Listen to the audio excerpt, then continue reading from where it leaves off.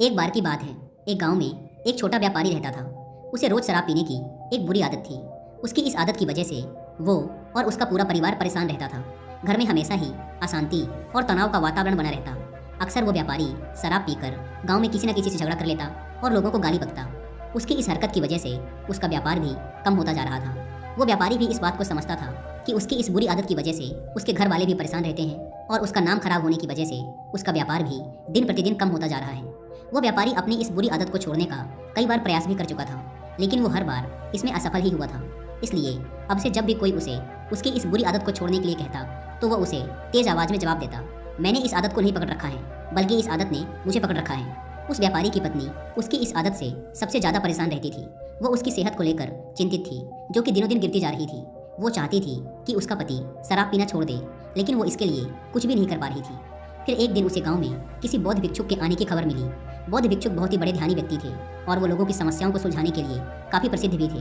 व्यापारी की पत्नी उसे लेकर उस जगह पहुंची जहां बौद्ध भिक्षुक ठहरे हुए थे। बौद्ध भिक्षु ने उनसे उनकी समस्या बताने के लिए कहा। दोनों पति पत्नी ने बौद्ध भिक्षु को सारी कहानी सुनाई। बौद्ध भिक्षु ने ध्यान से उनकी समस्या को सुना और कहा, तुम दोनों अभी जाओ और कल सुबह फिर आना। दूसरे दिन सुबह वो पति पत्नी उस जगह पर फिर पहुंच गए जहां बौद्ध भिक्षु ठहरे हुए थे। उन दोनों ने देखा कि बौद्ध भिक्षु एक बड़े से पेड़ को पकड़कर खड़े हुए हैं। व्यापारी ने कहा, महाराज आप ये क्या कर रहे हैं, आपने इस पेड़ को क्यों पकड़ रखा है? भिक्षु ने कहा, अभी तुम दोनों जाओ और कल सुबह फिर आना, मैं तुम्हें तुम्हारी समस्या का समाधान बता दूंगा। अगली सुबह जब वो दोनों फिर बौद्ध भिक्षु के पास आए तो उन्होंने देखा कि बौद्ध भिक्षु फिर से उसी पेड़ को पकड़कर खड़े हुए हैं। उन दोनों ने बौद्ध भिक्षु से अपनी समस्या का कारण जानना चाहा, लेकिन बौद्ध भिक्षु ने उन्हें फिर से कल आने के लिए कहा। ये प्रक्रिया अगले एक हफ्ते तक चलती रही। वो दोनों रोज सुबह आते, लेकिन भिक्षु फिर उन्हें अगले दिन आने के लिए कहते। एक हफ्ते तक रोज आने की वजह से वो व्यापारी थोड़ा सा परेशान हो गया और उसने भिक्षु से पूछा, महाराज आप ये क्या कर रहे हैं, आप इस पेड़ को छोड़ क्यों नहीं देते? बौद्ध भिक्षु ने कहा, मैं क्या करूं, मैं परेशान हूं, मैं तो इस पेड़ को छोड़ना चाहता हूं, लेकिन ये पेड़ मुझे नहीं छोड़ता, इसने ही मुझे पकड़ रखा है। ये सुन वो व्यापारी जोर से हंसता है और कहता है, महाराज इस पेड़ ने आपको नहीं पकड़ रखा, आपने इस पेड़ को पकड़ रखा है और आप जब चाहें इस पेड़ को छोड़ सकते हैं। यह सुन बौद्ध भिक्षु थोड़ा गंभीर होकर बोले, मेरे दोस्त, पिछले एक हफ्ते से मैं तुम्हें यही तो समझाने की कोशिश कर रहा था कि तुमने शराब पीने की आदत को पकड़ रखा है, उस आदत ने तुम्हें नहीं, और तुम जब चाहो उस आदत को छोड़ सकते हो। बौद्ध भिक्षु की बातें सुनने के बाद व्यापारी को अपनी गलती का एहसास हुआ और उसे समझ आया कि अपनी सारी बुरी आदतों का जिम्मेदार वो खुद है।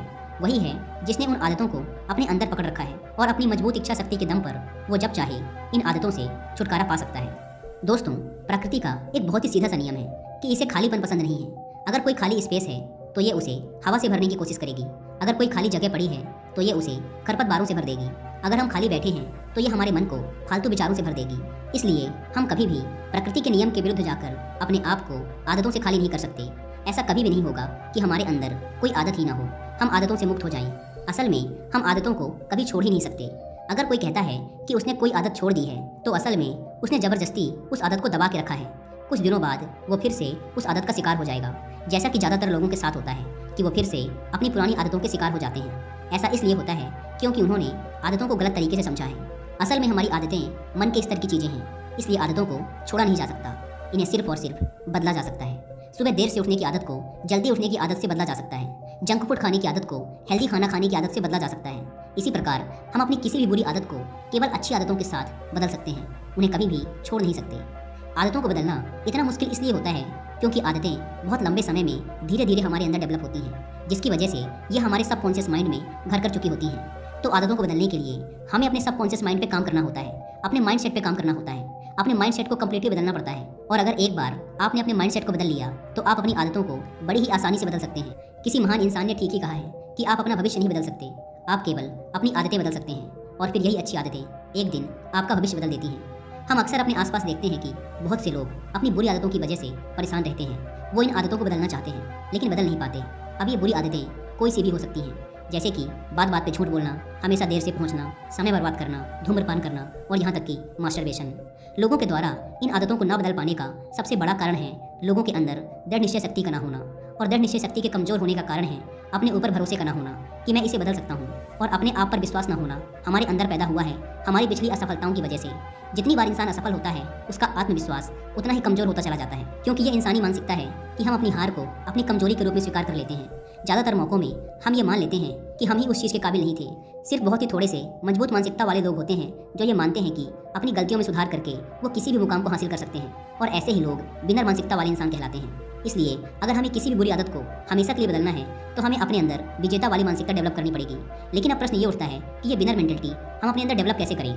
देखिए, बिनर मेंटलिटी हमारे अंदर डेवलप होगी छोटी छोटी लेकिन लगातार सफलता मिलने के बाद, क्योंकि बिनर मेंटलिटी का मतलब ही है एक जीतने वाले एक सफल इंसान की सोच, और ये सोच केवल लगातार छोटी छोटी जीत हासिल करके ही अपने अंदर विकसित की जा सकती है।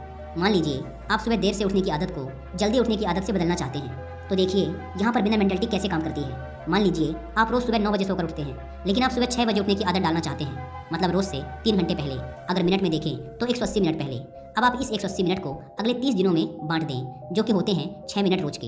अब आप अगले दिन सिर्फ 6 मिनट पहले उठने की कोशिश करें, 9:54 का अलार्म लगाएं, और ये आपके लिए मुश्किल भी नहीं होगा, क्योंकि ये एक छोटा सा बदलाव है। जब आप अगले दिन 6 मिनट पहले सोकर उठ जाएंगे तो आपको एक विजेता वाली फीलिंग आएगी, और आप अगले दिन के लक्ष्य को पूरा करने के लिए और दृढ़ संकल्पित हो जाएंगे। इसी प्रकार जब आप अगले दिन 12 मिनट पहले सोकर उठ जाएंगे तो आपका खुद पर विश्वास और मजबूत हो जाएगा। और अगर आपने अगले 30 दिनों तक लगातार सिर्फ 6 मिनट जल्दी उठने की आदत को बरकरार रखा और अपने अंतिम लक्ष्य को हासिल कर लिया, तो ये जीत आपकी मानसिकता पर बहुत ही गहरा असर डालेगी, और ऐसे ही डेवलप की जाती है एक बिनर मेंटलिटी। और फिर आपकी ये अच्छी आदत आसानी से बदलेगी भी नहीं, क्योंकि आपने इसे धीरे धीरे विकसित किया है, अचानक से नहीं बदला।